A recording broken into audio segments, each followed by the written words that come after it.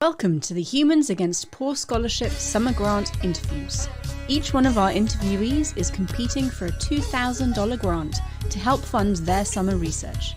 Do you want to have a say in who gets funded? Become a HAPS donor today by visiting www.hapsfund.com/donate. Hello everybody and welcome back to Digital Hammurabi for our second weekend of HAPS interviews. Today we are looking at all of our archaeology applicants, so it's going to be very exciting. I am Megan. This is probably the last time you'll see me on the stream because in a minute I am going to disappear like magic and keep track of the audience questions. And today we have the wonderful Melina conducting the interviews, who is much better qualified for this than me because she's an actual archaeologist. Melina, hello, thank you so much for doing this. Yeah, thanks for having me here to interview people. Wonderful. Okay, I'm going to hide myself and bring you your very first interview. Hi, Melina. Hi, how are you doing? I'm good. I'm good. Thank you. How are you? How are you? I'm good. All right. So why don't you start by just introducing yourself, where you are located, and what you're currently studying. My name is Rifat Jason. I'm a PhD student at the University of studying archaeology with a focus on the prehistoric time span. Nice. So what drew you to archaeology? I've always been interested as archaeologists, but since a young age, I guess I went on my first excavation when I was something like 10, and I kind of got hooked on it ever since. All right, that's great. So what drew you to specifically looking at these the foodways that you're looking? Okay, so food is kind of a huge part of who we are as people. What we choose to eat on a daily basis, even today, is kind of a decision we make out of a complex of other factors, such as money, environment, and culture. And because of this, it tells us a lot on who we are as people.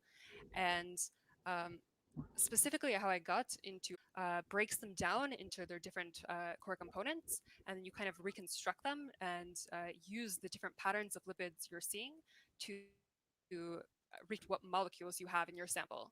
And then from there, you can then move up to the food level of what food products have these lipids. That's really incredible.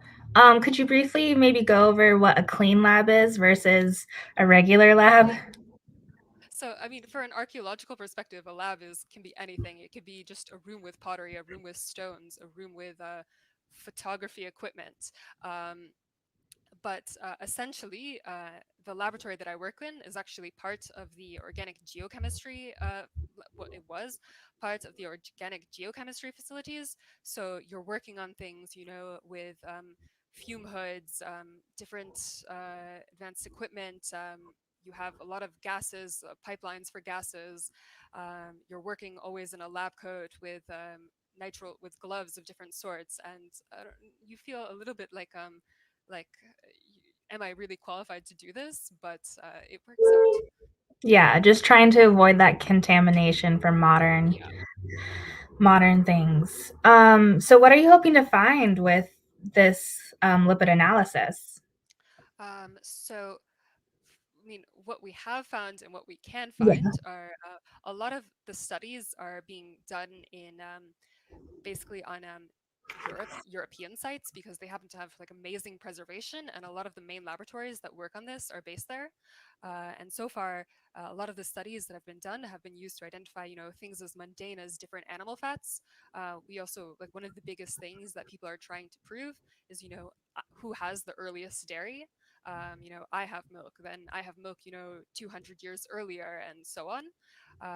It's also organic residue analysis is being used to discuss when people are moving from hunting and gathering of like wild animals towards the domesticates, and with fish in here playing a major role.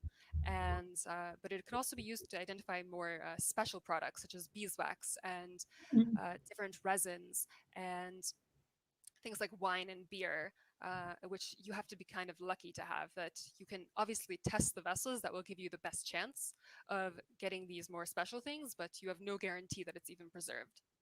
And Yeah. for me, the current research is looking a bit more at fish and discussing whether we have them or not in this context.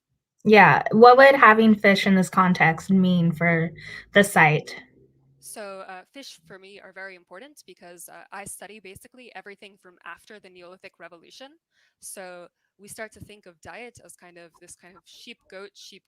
And we're still in this time span where you have, mainly caprines and very little pigs and cows, and obviously your kind of staple cultivator crops. And there's this concept of that we start the Neolithic, and then all of a sudden we forget that wild resources are something that can even be used. And this is kind of weird because, okay, you're not going to go and hunt a wild boar, for example. That's a little bit more time intensive. But to go to the nearby river and with a net and catch fish for a meal or two is something that's very logical. That they would stop doing this is very, it's weird. And the problem with identifying fish using standard archaeological methods is that one, sieving practices, that fish are notoriously difficult to recover. You need a very small size sieve, and even then, you're not guaranteed to recover them. And the second point is that in terms of fishing gear, we don't really have so much preserved, but this doesn't mean that there wasn't fishing gear, because a lot of it is made from organic materials such as ropes. Yeah, So absolutely. if we can identify the fish from the organic residues, it's a sign that they're continuing to exploit these resources outside of the domestic kind of typical sphere. Awesome. And so what are your plans for summer, and what would you use the HAPS funding for? So the last part of my PhD was kind of to identify these fish markers, and it was supposed to be done almost a year ago at this time span, but obviously then coronavirus happened, and the laboratory that I work with is located in Germany. So every time I would go there for a few months at a time to conduct the analysis, and I haven't obviously been able to go there. So this has been a really huge problem in terms of finishing my PhD. And the concept, hopefully, in terms of this summer, would be to finally be able to go there and finish the analysis for these fish biomarkers and be able to answer these important questions. Awesome. So while we wait for any other questions to come in, can you tell freshwater fish from saltwater fish? Would they maybe have So both at the site? they have different signatures that mass chromatography, mass spectrometry, but I also use isotopic analysis, and because the saltwater fish have a very different different isotopic signature, because the carbon and because of this, they have the saltwater fish have a very distinct lipid signature. I can already tell, because the isotopic results have already been done, that we do not, unfortunately, have saltwater fish, which is, I mean, it's not so surprising. It's a little more time investment than using freshwater fish, for example. So I'm not surprised, but at the same time, I'm a little disappointed. Yeah, I can understand that.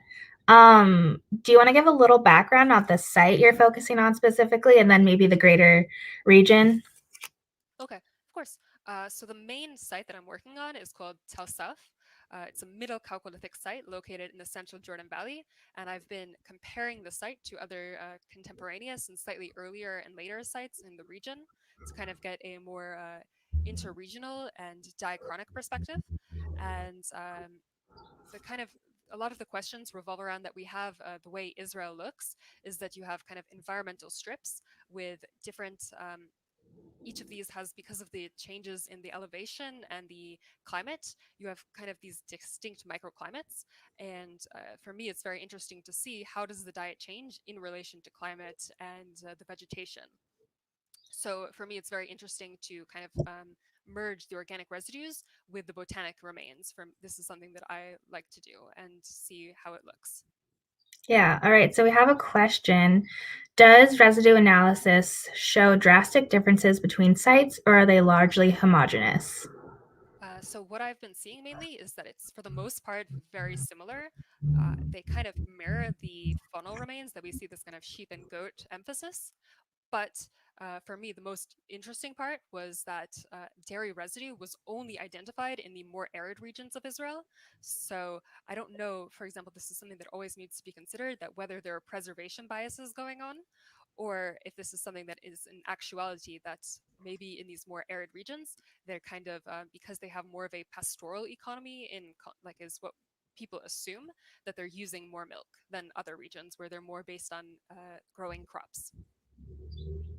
Awesome. So in regards to identifying the fish, if the fish aren't necessarily stored in pottery, you're still missing. This is a huge problem, that if they're not being stored in pottery, you can cook anything over an open fire, we won't be seeing it. So you're kind of making, like I said, that when you do organic residue analysis, you can do your best to set yourself up for success, target the vessel forms that are linked to cooking because they have, for example, burning marks on them, or if you're looking at a liquid product, that they're a jug, or that they're, something like this, they have the spout, but you don't know when you do this what you will get. That, I think I might find fish, but I might find beer, for example. Yeah. Something that it's always a chance. Yeah. Another question, what about the region makes it difficult to recover organic residues? So Israel has two main problems. One, we have a Mediterranean climate, which is in this case a problem, and we have very alkaline soil. And both of these promote microbial activity. So the bacteria in the soil can eventually eat away at the lipids. So the more, for example, people working in colder environments or with acidic soil have much better preservation. But that doesn't mean, just because you don't have this kind of this extra boost of ideal preservation conditions, doesn't mean it's not worth trying. And I think this is something that a lot of people who've been working in Europe kind of feel, that it's not even worth trying, and it's sad that it's a hole in research that I want to fix. Yeah. Awesome. That sounds incredible. Well, I think we'll end there, but thank you so much for coming and speaking about your research. It sounds so great. Thank you. All right. And I think we'll let you go. Yeah.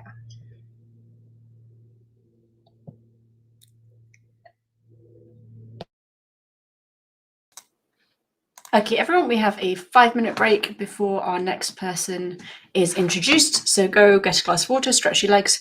We will be right back.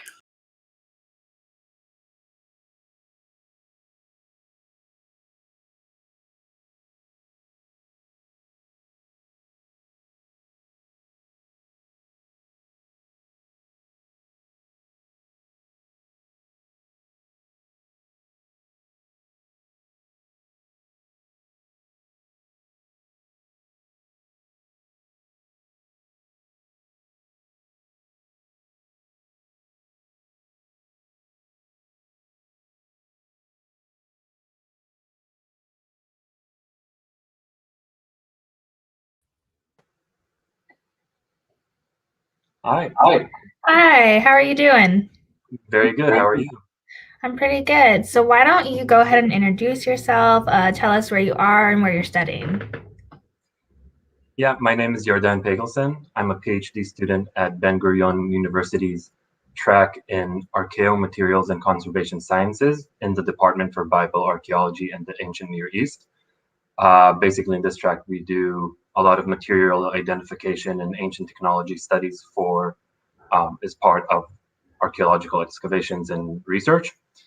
I live in Beersheba. Actually, right now I'm in Massachusetts with my fiance. We're on two sides of the world. Yeah, so that's fun during a global pandemic. Yeah, I'm actually in Massachusetts too, crazy enough. So how did you get into this field, archaeology, and specifically the materials part?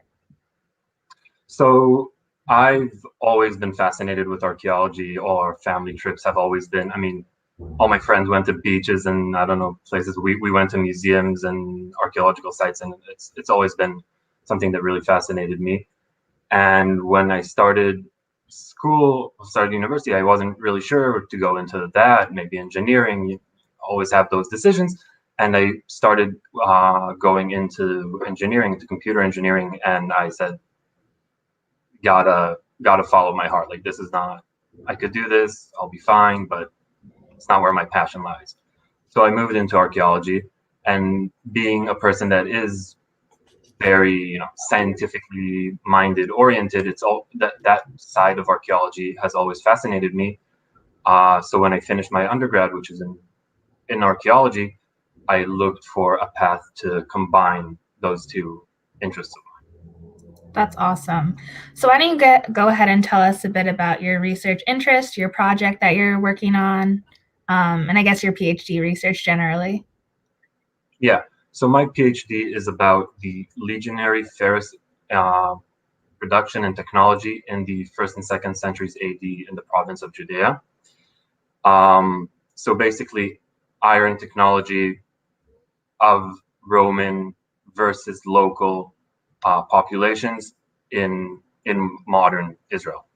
And that was something that really interested me, because with the onset and the advancement of archaeological sciences in archaeological research, especially in the last 20 years, suddenly we discover all these different sites that, we have this industry in this site and that industry in that site, which we didn't know in the past because we didn't really know what to look for. We didn't have the tools. Obviously, as a research field, we are developing and we're improving and getting better. And that's great. And in Israel, we find that during the Iron Age, which was what my master's thesis dealt with, over the last 20 years, we're finding all these sites. Now we have multiple, different technologies and research, different sites and workshops, etc. But then when I look to other periods, other archaeological periods, there's nothing. I look for comparisons, and the Roman Empire, they did some big industry. They knew what to do. We have huge pottery kilns, we have glass production, we have all these different industries, but where's the iron? And we don't have it in the archaeological record, at least in terms of the research. We don't find it. Now, of course it's there. We have iron tools. People made iron, people fixed iron. This leaves an archaeological fingerprint, but we're either not finding it, or whoever's finding it doesn't really know what to do with it, and it just gets left in storage rooms. And I mean, worst case scenario, obviously unpublished, and best case scenario, a brief mention, and even then when they mention it, you don't really know how much. They didn't really study it, which is not their fault. It's them not having the tools. So we decided to do a very wide research of studying both the industry and the artifacts, because if you ask a research question that is too deep, saying I just want to study this site, the technology that was used in this site, you're going too deep before you have that very basic knowledge. Because when we say iron and you go to archaeological excavations and you have a find bag and it says metal or iron on it, that's like saying stone. It's nice. It's fine for something, for a start. But iron, it's a whole world. You're talking about steels. Iron in the world is not, you don't really have iron. You have steel. You make tools out of steel. Steel can be made and manufactured in many ways. You have different techniques to produce it. These techniques provide you with different characteristics for the material, for different abilities. You want to make a tool, it's different than the characteristics that you may want for your cast iron pan. And these are things that, when we look into the material, are very interesting for us. You're talking about different technological cultures. You're talking about also about economy. Where does the material come from? So all these questions, we can't answer the specific before we answer the most basic question of what did they actually make? What is iron? Yeah. So last summer I excavated together with the Israel Antiquities Authority. They found large remains of iron production at a site called Moza, which is a site of legionary veterans that were settled there. So it's a classic legionary site. the archaeological context is very good. And also we're studying assemblages of artifacts from different excavations that are related to legionary activities, and also artifacts of the native population to compare. Because if you're saying, okay, we have this microstructure from the legionary, is it an imported technology? Is it a local tradition? What are the relationships with them? So we're basically examining both sides of the coin. That's really interesting. You talked about the different industries. Can you kind of go over what separates a specific iron industry from another? Is it the composition of the iron? Is it the tool shape, or what is being made? I mean, that's the question of all questions. Generally speaking, there are different ways to produce iron. I mean, first you get an iron ore and you smelt it. There is, let's say, of course, you need a furnace and you need to reach a certain temperature, but you have various and very different furnace designs. There's different methods to achieve this. After that, you need to work and smith the iron into a shape. Now, do you first work it into a ingot or a billet and trade that and have that later worked? Or when you work it into an object, you have different, very different methods to achieve. I mean, let's say, for example, everyone knows welding. So we don't really know when welding was invented. We know that in Roman times already they had welding, but I mean, there are other techniques that to achieve. If you're making an axe, you have different ways to do it, and you have different ways to give that mechanical properties that will make it a good axe. And where do these appear? When do these techniques evolve, and is there an exchange of ideas? And it's just stuff that no one has ever really checked for this region. It's something that's very prevalent in Western Europe in the research of Roman remains. In Israel, it's becoming common for the Iron Age because that's the age of the appearance of iron. So that's the sexy time to check this technology. But for later periods, it's been there have very few studies and not something very overarching and more comprehensive. Yeah. So you're trying to look at the whole process of, from getting the iron to the finished product. Yeah. So I'm trying to look more at finished products, because if you don't know, we're doing reverse engineering essentially. So if you're doing reverse engineering, but you don't know what you're starting from, you're doing reverse engineering, but from the beginning, then what are you, you don't know what you're looking for. You're kind of shooting in the dark. So at least I want to study, I am, objects. And that's another thing that's really good about the Roman time period. You have a lot of artifacts. You have artifacts that are from good context. That means not only good archaeological context, it's also in terms of preservation. Obviously, metals corrode. Iron really corrodes and is a very bad metal to use in that sense. But it's very common. We have it everywhere. It's cheap. If we can study well-preserved remains, we can then look back at the industry and say, okay, this is what we're looking for. And if you do it the other way around, it's bad science. Yeah. So what are your plans for the summer, and what would you use the HAPS funding for? So my plans for the summer are mainly to sample different assemblages for my study.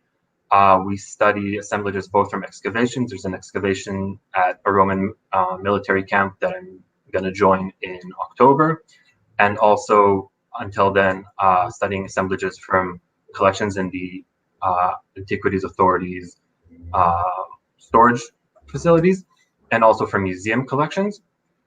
And all this is obviously, it's different places. It's a lot of time. You have to go there.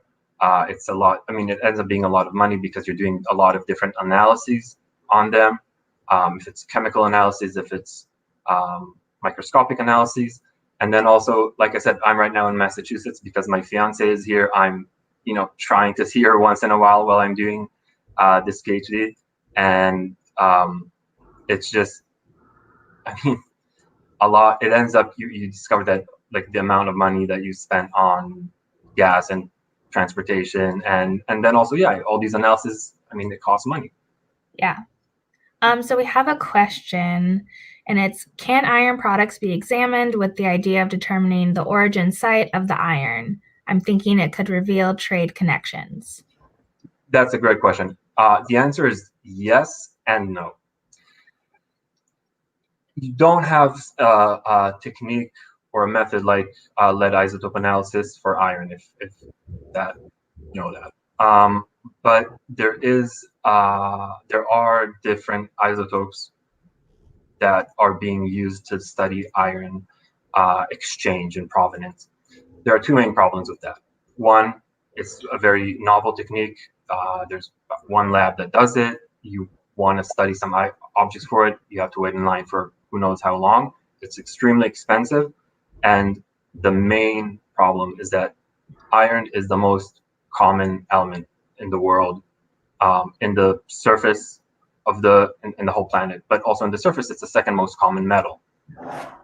You have iron everywhere, literally everywhere, in all the soil around us. And so there's going to be so much overlap between different iron, let's say outcrops of iron ore, that, I mean, and if you're looking at the whole Roman Empire, and of course we know that things came from maybe from Africa, from India, from areas outside the limits of the empire, you're going to have such a huge data set that's going to overlap. So that's a problem. However, there is a small solution, which in iron objects, you have the metal itself, but you also have some of the slag from the production of the metal. And it's in these microscopic bubbles in the metal. Now, this leaves a chemical fingerprint of the original smelting of the metal. So you can say, okay, if I can get the chemical fingerprint of the smelting site of this iron, I can connect it to the object. That's great, but once again, you're connected with your the same problem exists. You're going to have so many different options that everything's going to overlap anyway, and you're not really going to know. But what we're doing is we're going to be smart about it. We're excavating objects, and we're saying, I don't really care. I mean, I do care, but I'm not going to find out if this iron came from Turkey or Italy or India. But I can say, okay, I have this Roman legionary camp, and I have this town that was settled by Roman legionaries. Does the iron from both sites come from the same workshop? Is there a connection? I can we've found in the workshop in this town, we've found billets.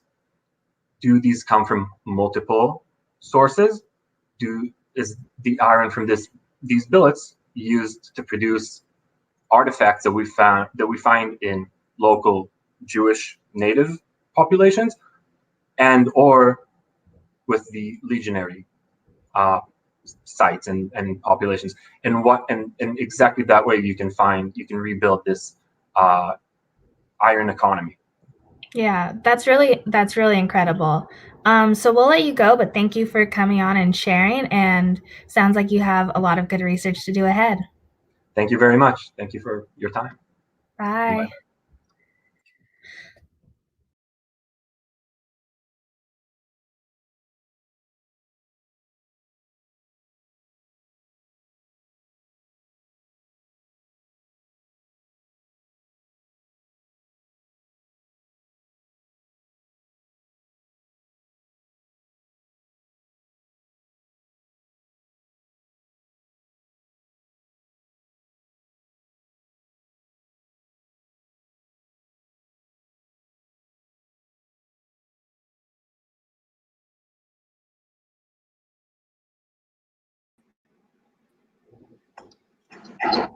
Hi.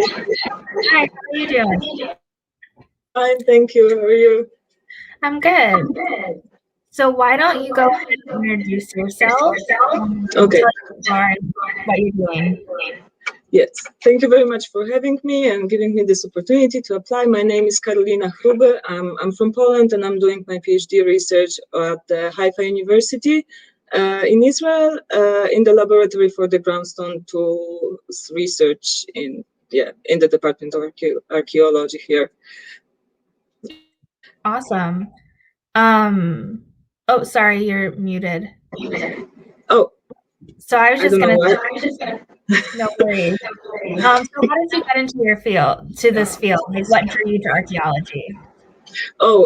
How far should I go back in the past? I mean, I studied first. I studied archaeology in Poland. I mean, after my high school, I started from art history, but then I realized that I'm actually more interested in like the social part of all of it and the really old periods. Like we started learning a little bit about early Bronze Age Mediterranean, and I got really interested into it. I started archaeology as my second specialty, and then stayed in that.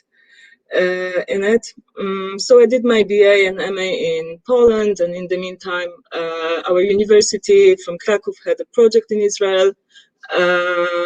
It was excavations of the early Bronze Age site of Tel Arani in the south of Israel, and I joined the project. I wrote my master's on the pottery from the site, and I got really into Israeli archaeology of the early Bronze Age, and then volunteered a little bit around here in other projects and found out about a scholarship opportunity at Haifa University.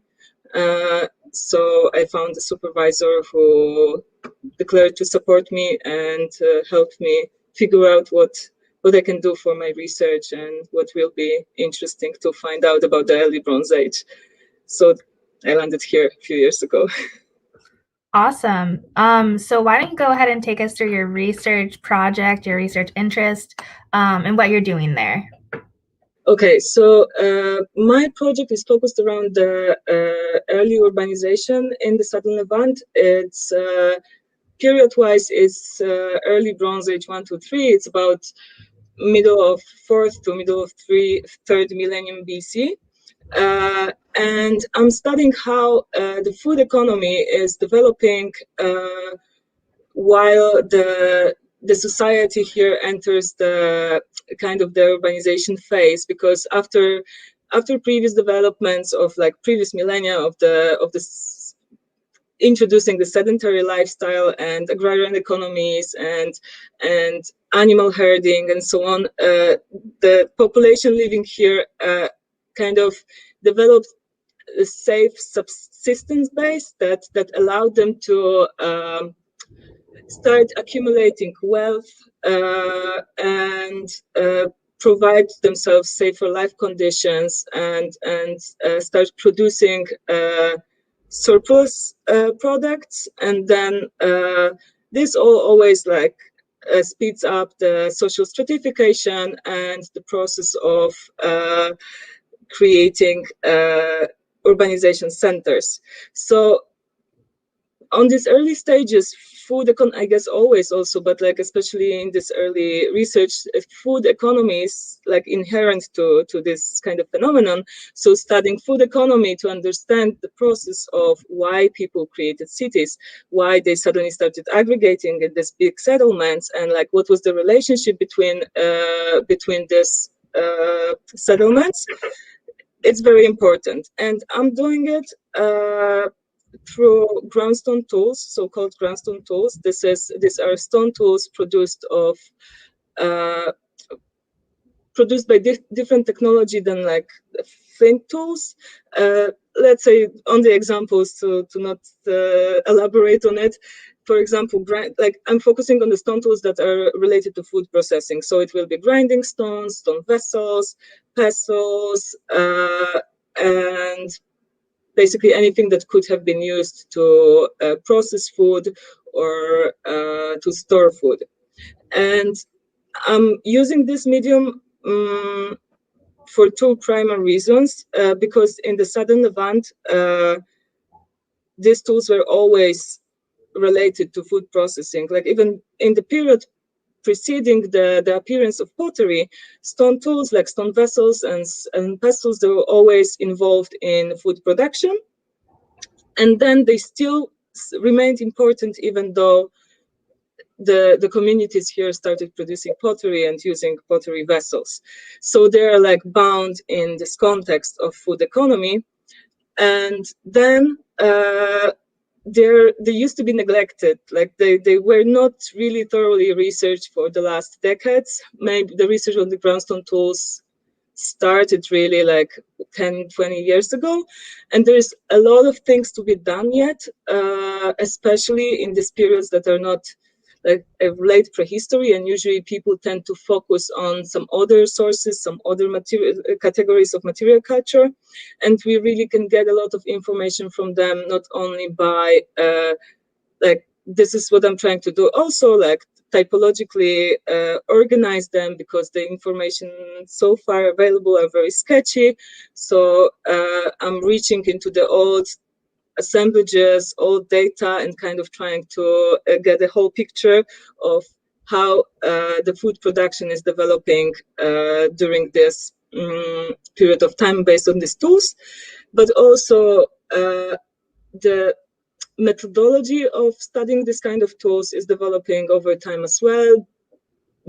So we are able to bring in some kind of microscopic analysis, some kind of residue analysis. We're conducting a project as a part of my PhD also on the microscopic useware of basalt vessels, and to kind of try to find out what specific products were processed by these tools, and how much of it, how heavily they were exploited, and also what is the source of raw material that the tools were produced from, if they were products of some kind of wider trade exchange, if they were valuable, like what kind of social meaning they were carrying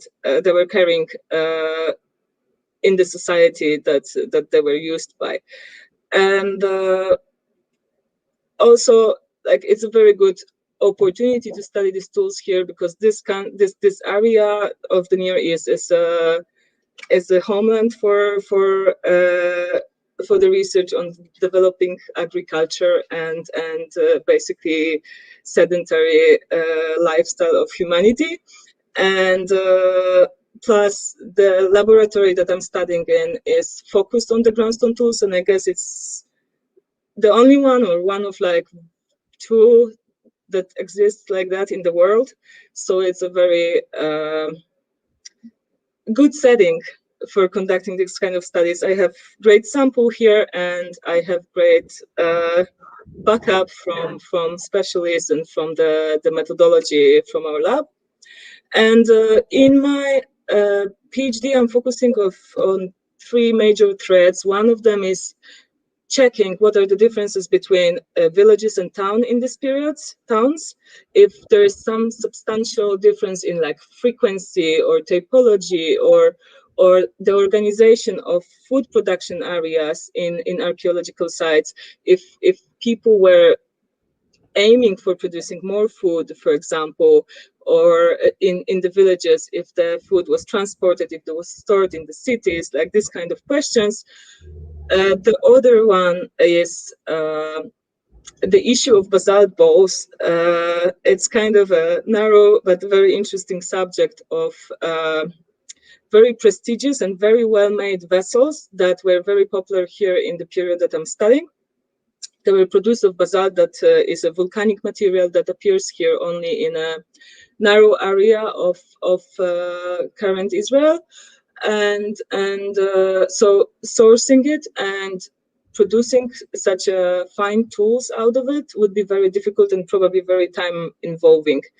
And these vessels are very pretty and decorated and very well made, and they appear all over Israel, even in burial context, like as grave goods, and no one knows what they were used for. Like, this is very early stage of this research, So people usually used to discuss their provenance of raw material, maybe some morphometric attributes, and then typology. But like we are just getting into trying to understand what's their function. So we conducted some experimental analysis. We put them under the microscope. We watched their interiors, and we did some experiments with grinding, with basalt, to kind of compare the traces on them and try to understand if they were used for food production, or maybe they were vessels but used for something completely else.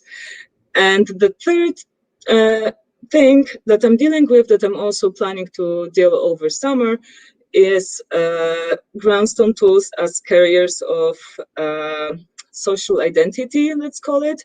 And like what kind of, I'm trying to check what kind of opportunities they give to study migration based on a case study that is very specific here for Israel, of a huge wave of migration from southern Caucasus that happened at the end of the early Bronze Age. It's very well documented, and also it's very visible in archaeological record because they have really amazing stuff there, like really nice, very specific material culture with a lot of decoration, with a lot of symbolic items. And I'm comparing the stones from this context and stone tools used by local communities to understand if this kind of simple utilitarian objects can represent these communities in any way, and if they were using them in different way based on what kind of tradition they came from. And yeah, that's the three major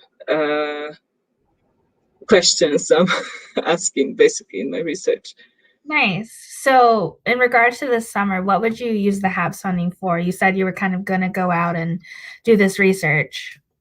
Yeah, so basically, because also like from my private point of view, I don't have any funding at this point. I mean, I came from Poland for the scholarship that is already over, and like I have to maintain myself. So first of all, paying rent in Haifa, so I can conduct my research and not be worried about it, because I'm also, as an immigrant, not allowed to work in Israel, like legally.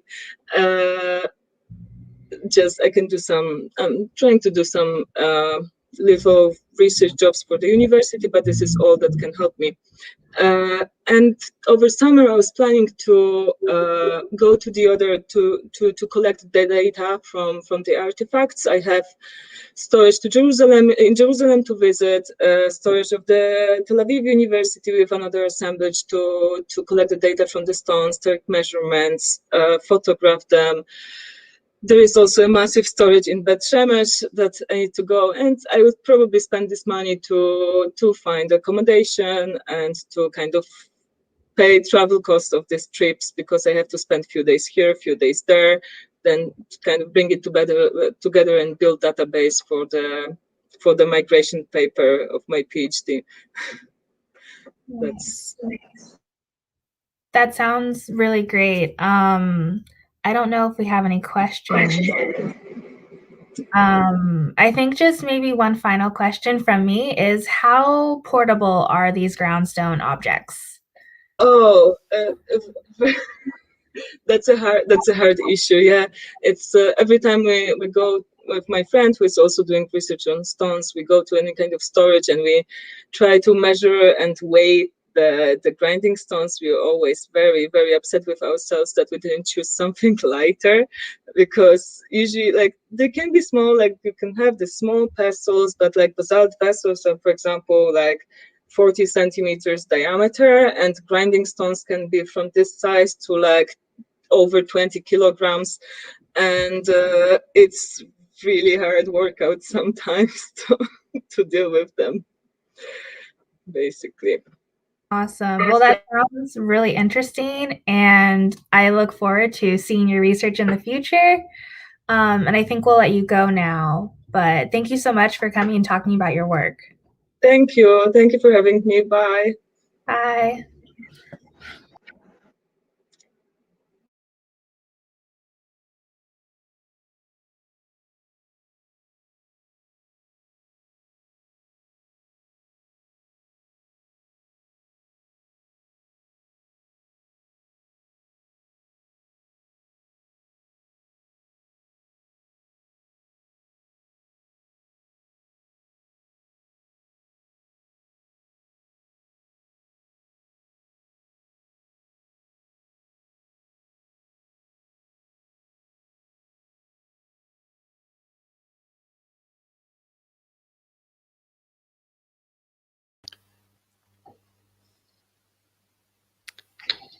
Hello.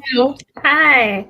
Welcome. And do you want to go ahead and introduce yourself? Tell us where you are, what you're doing. Yes. I will begin by introducing myself. My name is Elsie Trad.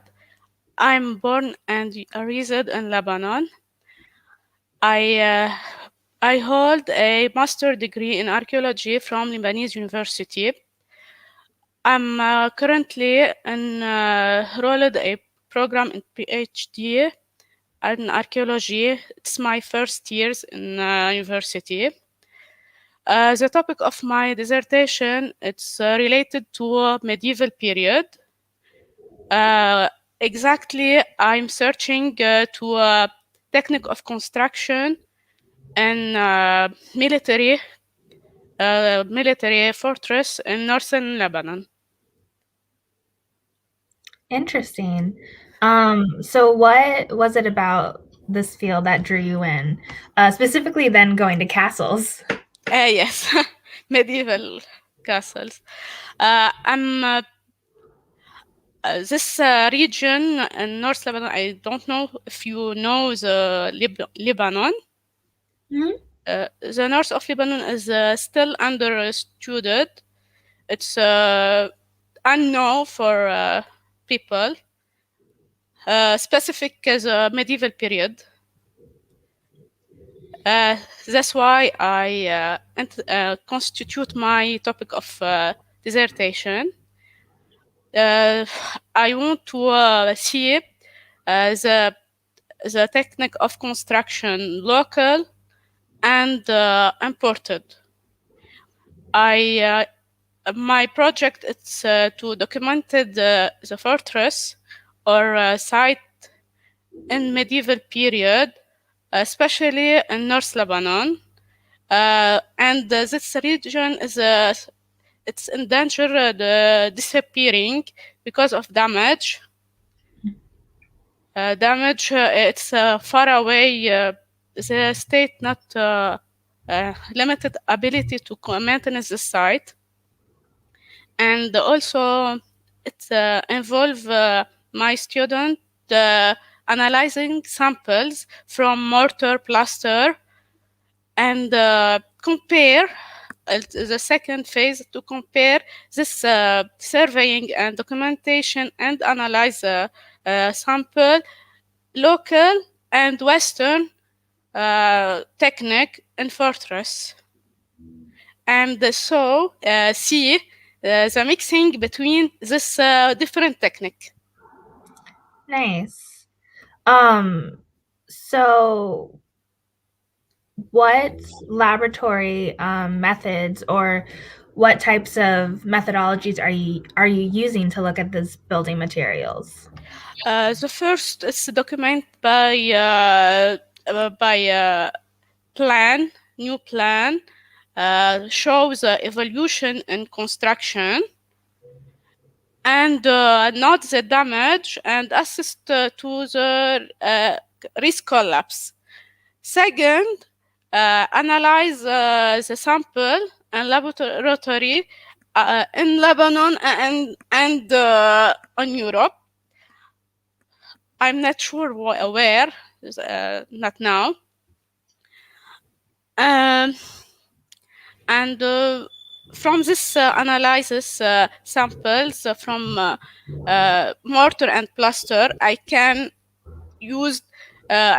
now do a source of this material, dating also.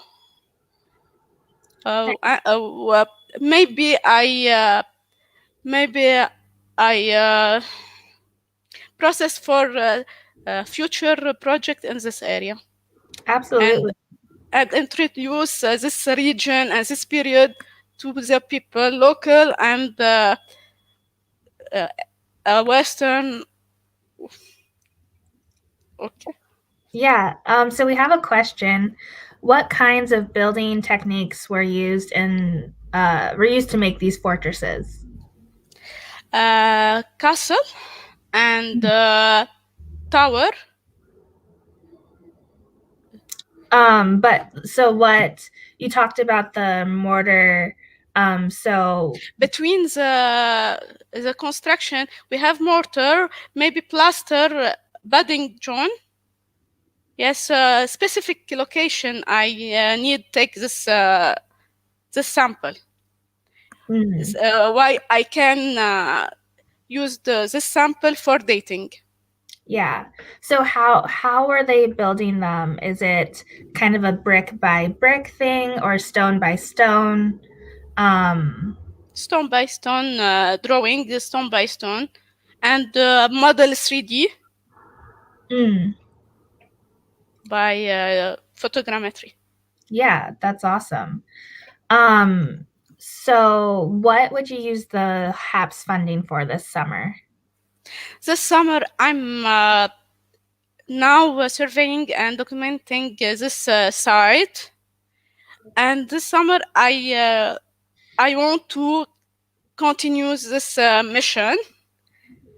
And this great grant to give me ability and accessibility to drive to this place and approve also afford for people and equipment I need for architecture documentation, and also able to pay laboratory for this analyze.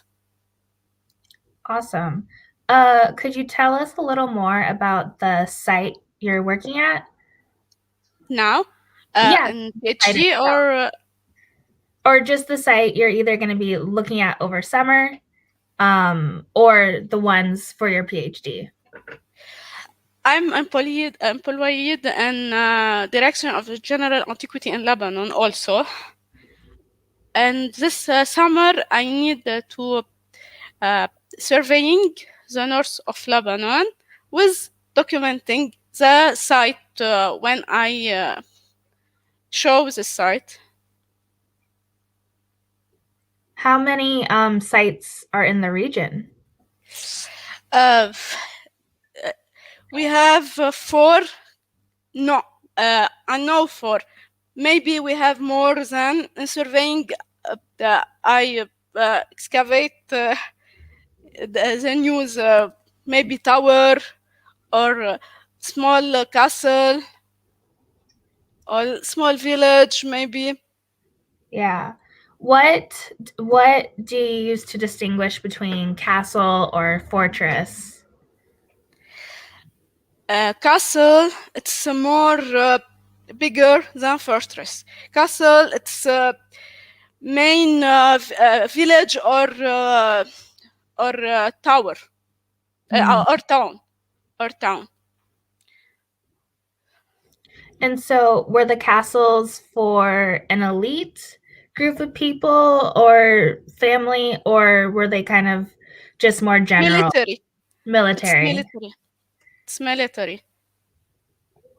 I don't know if you know the history of region and medieval period. Not really. So why don't you go ahead and tell us a little bit? You know this region in 11th century. It's a region, Islamic region. And 11, we have a crusade from Europe to Jerusalem. This castle is this period. It's improved from Europe. Here, that's at now we haven't castle before crusade. That's interesting. And what is the region around the castle? Is there a lot of villages, or is it fairly empty? It's a village and town. It's also the cross it from Turkey to Jerusalem. Interesting. So another question: how long were the castles and fortresses used for?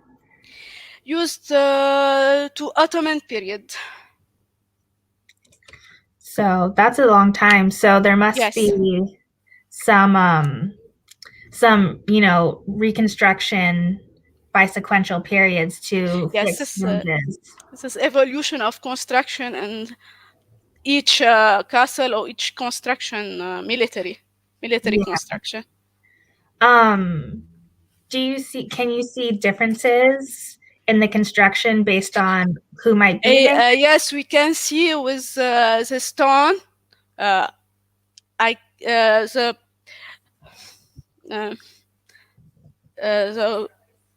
size of a stone and the mortar between the stone. You can identify this, or how you can put the stone and the wall. Yeah. So I think one of the final questions I have is, what type of plasters are they using? The type of plaster, it's two type. Lime plaster and the argile clay plaster, mixing with aggregation, organic material, and charcoal. And is there sand? Yeah, is there a difference in function, or is it just a preference they choose? No, we have different function for construction, for cistern, for hydraulic using or not hydraulic, for habitant, for military. Change when you put this. Yeah. All right. Well, I think that's it. But thank you so much for coming and talking about this. I really had no idea about these castles, so I'm interested in seeing where your work goes. Thank you. Excuse me for my accent also. Oh, no, you are totally fine. We'll see you later. Okay, thank you so much. Bye. Bye.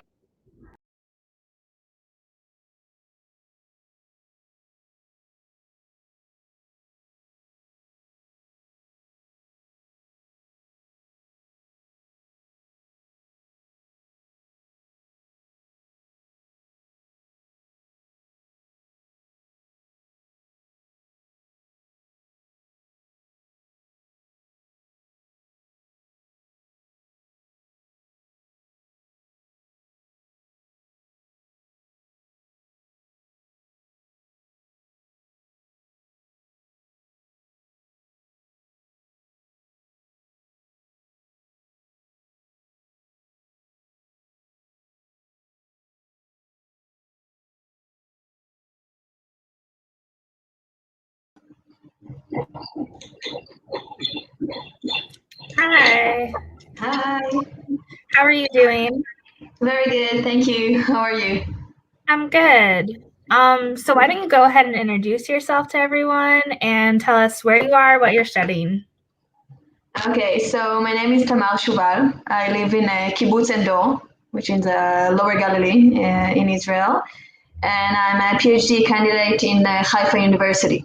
I'm studying archaeology, and my PhD deals with defining pottery traditions and the development from the 7th through 5th millennium in the Jordan Valley. And when I'm talking about 7th to 5th millennium, it means about 9,000 to 6,000 years ago.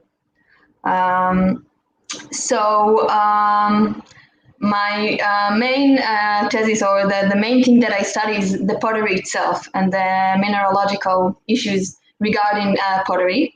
And when talking about pottery, then the pottery starts as a phenomenon, and it was independently invented around the world about 20,000 years ago. I mean, the first place it was invented, it was in China. But here in the southern Levant, it was introduced around 9,000 years ago. So I study the most ancient pottery, or from the most ancient pottery that we have here in the southern Levant. Now again, pottery, if we want to define it, it means it's made out of clay. And clay, it's a ground, it's soil that you mix. Inside of it, you mix it all kind of different inclusion. I'll talk about it soon. But all this mixture together, when it is fired, when it's not fired, sorry, when it's wet, it's very plastic, and you can work with it and shape it just like kids are doing today with clay. But when you dry it, it hardens, and when you fire it, when you put it into fire at around 500 Celsius degree, it becomes it goes sintering, irreversible sintering, which means that all the water is just evaporates from the clay, and then it becomes something new. And ceramics is actually the first synthetic material created by humans. So it's very interesting. I'm also doing some pottery myself, and I find it very nice to try and do it myself and to think about the people who did it thousands of years ago.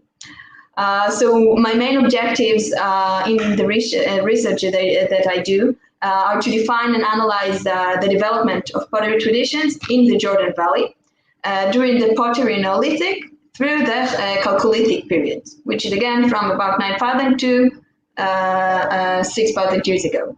And this I do in order to evaluate the pace and the nature of technological changes in kitchenware, serving utensils, vessels used in cultic or festive events, and all types of vessels that people used, the ancient used to use in their sites where they lived. By doing so, it will provide the knowledge about how people lived in the region, in the Jordan Valley, thousands of years ago, and how they chose to utilize the natural resources in their vicinity. Because we know that people took, or according to anthropological studies, we know that people used to go a certain amount of kilometers in order to reach their resources, the natural resources that they use. The recognition of changes in the pottery vessels matrix, in the matrix itself, and the different minerals between different periods and between different sites will prove the changeability in the ceramic technology. And for me, what I find most important is that I can even look at the conscious choices that the potters made in choosing their different resources for their vessels, or making different recipes, we call it, for their pottery. So the production technology of pottery and can also reflect social, economic, political realities, and by identifying similar and different pottery traditions during this period, it is possible to locate and identify interactions between sites, between people, between population in a designated area in this region that named Jordan Valley. Now, the Jordan Valley, when I talk about it, I'm talking about from the Sea of Galilee in the north to Jericho, or the Dead Sea in the south, where it's about 100 kilometers. So tracing the development in pottery tradition will allow to demonstrate how different communities in the region chose their natural resources, and again, seeking for the connection between them. Or maybe I want to know if there was a connection or if there wasn't a connection. And we can see it from the matrix itself, from the minerals. In addition, the recognition of changes in vessel types, and especially kitchenware, how they prepare their food, will demonstrate the regional variation and the change in food consumption, how people consume, how people they prepare again and served their food in light of the emerging social complexity in the southern Levant. Because when we're talking about this time span that I'm studying, between the Neolithic and Chalcolithic, during this time span, we can really see development in tradition in social fabric, and we can really see the transition into more hierarchical society. And it started somewhere in the transition between the Chalcolithic, again about 6,000 years ago, and to the early Bronze Age. Now, at the most basic level, when we talk about pottery, it was used by human, just as today, to consume the food that they produce. But in addition to this, pottery provides insight into the ideological and social ideas among members, because we do see some cultic vessels that we don't know exactly how to explain, other but some cultic use. And from this, we can learn about a particular group or the member inside the group, or even the potters themselves. So studying it, the different periods, will allow to discern inter and intra-site patterns of clay production and use. So I look both on the production and the use itself of the pottery. Now, how do I do it? Because I can usually, when you study, or many studies of clay are more of a amorphous stylistic type. I mean, you look at the shape and you put it into groups, divide it into groups according to the shape. I mean, we're talking about a bowl or a jar or a basin or whatever. But when you want to know the provenance, or where the raw material sources came from, or whether it was locally made, or it was brought from someplace else, or maybe we can see import of different vessels. So in order to do this, we have to study the minerals themselves. And the main hypothesis of my research is that the pottery technology developed over time with a complexity of the society. And in order to see it, I use petrographic analysis. Now, petrographic analysis is actually an analysis that came from the geology. And it's investigating the provenance of the pottery, where it came from, and it can also examine the technological aspect of the pottery production.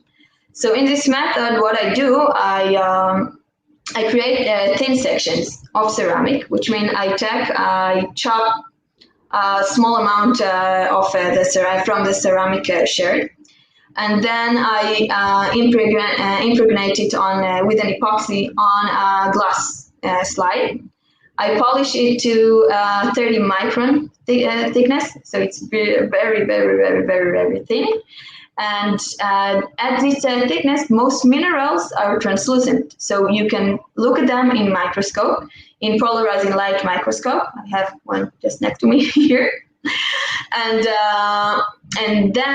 when you look at it in this polarizing light microscope, the minerals and rocks inside can be identified by their size, their shape, and their color, and how their color is changed according to the light and transmitted through it. So the mineralogical composition of the clay can point to the source of the clay and to the place of production. So I can say whether it was made at the site itself, or in a different place, whether it's local or not, whether it's imported or not. And it also provides validation of chemically based groups of minerals. So my work that I do, that I currently practice at the moment, is I'm preparing this thin section. This week I went to and sampled many sherds from many sites. Most of it is stored in the Israel Antiquity Authority somewhere in the center of Israel. So I went to chop the sherd and then make a thin section out of it. And now what I'm doing now is really to start and we call it reading the slides, looking at the slide in microscope and starting to put it all into one big database. It will say in which site, which raw material they used in each site, and from this I will be able to answer my research question. Now, in addition to the petrography analysis, I will use some more analytical archaeometric analysis that are more complex. That I don't know if I have to talk about them now, but it will help me with answering some more questions regarding the temperature of firing of the pottery, because it changes according to the temperature in the oven or in the bonfire. In each period, it's a bit different, and it will help me to answer my question in other methods. So that's about it. That's awesome. That was a very thorough explanation of what you're doing.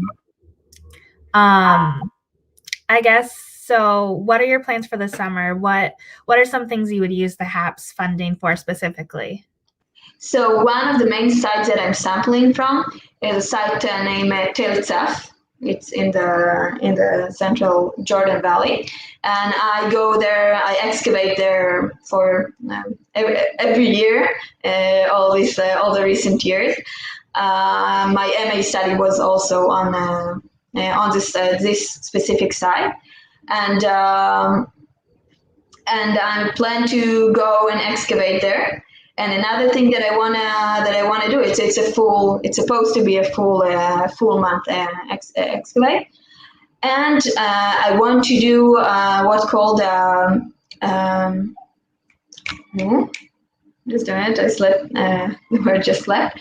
I want to do a trial with to take the clay itself from the site after I realize what is the recipe that they use, the ancient potter used at this certain site, and I want to try and create vessels in this exact same recipe. So it's one experience that I would like to do during this month of excavation. Yeah, that's really cool. Experimental archaeology is always enjoyable. We have I think a final question. Since you can trace the provenience of pottery, can you tell a lot about trade relations? Also, does the style of pottery change frequently in any location? So about the provenance, actually there's provenience and provenance, but it's almost the same.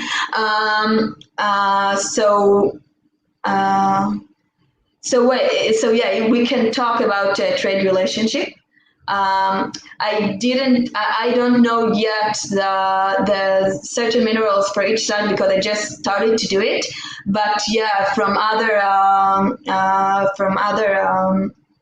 studies, we know for sure that you can trace a trade relationship, and this is like we know, for instance, that at the site of Tel Tzaf we find volcanic glass. Obsidian. We found obsidian, and I mean we know that we don't have obsidian at Israel and in the southern Levant at all. So we know that there had to be a trade relationship with the north, with Anatolia, for instance. And if we find it in the clay or in the site itself, we can for sure know about trade relationship. And we can also say it about closer sites, but yeah, for sure. And about does the style of pottery change frequently? So yes, pretty much. I mean, for each that since the beginning of archaeology, we can look at pottery or at stones. Or I deal with pottery, but you can look at it and you can say that this is from a specific time or from a specific period. And we know that from period to period, the vessels do change. So not in all the time. I mean, a bowl is a bowl many times, and you can have,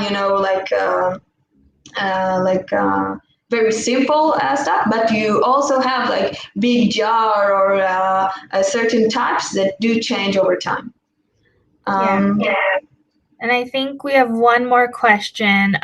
Were the clay sources generally in wet riverbanks, or were the sources away from active water courses when they were extracted? So we have both.